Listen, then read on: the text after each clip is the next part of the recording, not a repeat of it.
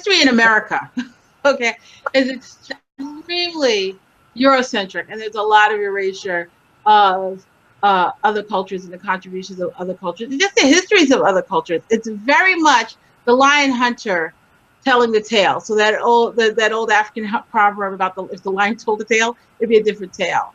And it really does come down to the need to maintain this narrative that feeds into white supremacy. This country has a very strong systemic race system, and it's rooted in white supremacy. And so in order for that to really to perpetuate, it really, everyone has to be indoctrinated in this system that promotes white supremacy.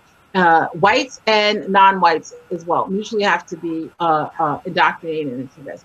So by keeping the narrative one where whites are seen in a very positive light consistently and constantly, and mitigating those very, very damaging historical things that whites in this country did, helps to promote that white supremacy.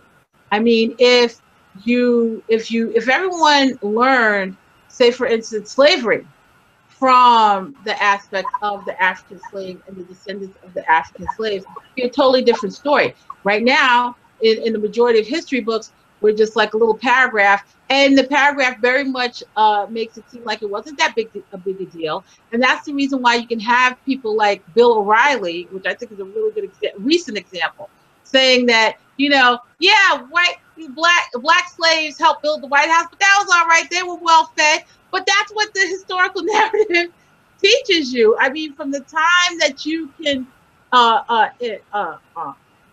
learn any type of history, it's very, very Eurocentric, and it plays up certain aspects of history and plays down other aspects of history. I mean, by virtue of the fact that you have preschoolers celebrating Columbus Day, a man that was a mass murderer.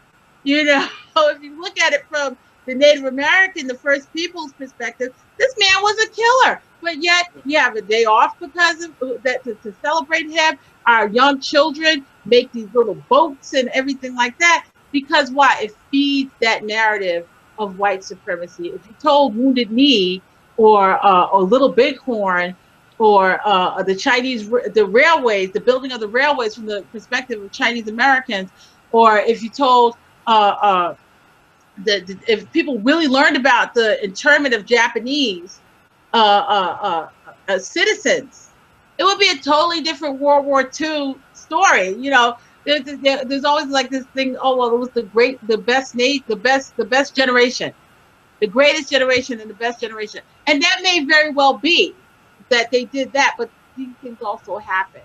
So if you're constantly having to look at it from other perspectives, you get to humanize people that are outside of your culture, and that can't happen if white supremacy is going to perpetuate. You can't humanize people.